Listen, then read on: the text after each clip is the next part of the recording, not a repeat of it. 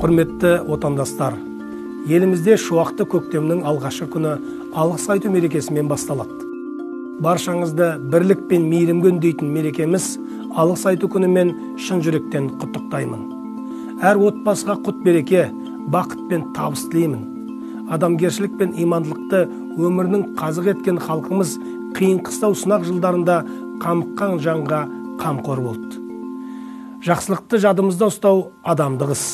Ардақты пайғамбарымыз Мұхаммед, оған Алланың салауаты менен сәлемі болсын, адамға алғыс айта алмаған Аллаға шүкір ете алмайды деген. Бізді жоқтан бар еткен Аллаға шүкірлер болсын.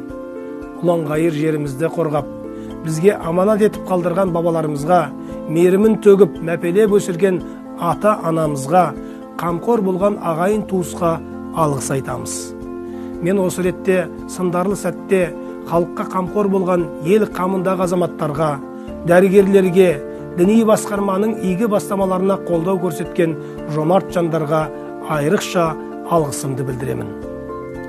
Сондай-ақ діни рәсімдерге шектеу қойылған сәтте бір үйдің баласындай сабыр сақтап, бірлігін танытқан жамаатқа риясыз ризалық ниетімді жеткіземін. Баршаңызға мың алғыс. Алла тағала еліміз бен жерімізді түрлі сынақтан сақтап, халқымызды аман еткей, деніміз қуатты, әр күніміз шуақты болғай. Әмин.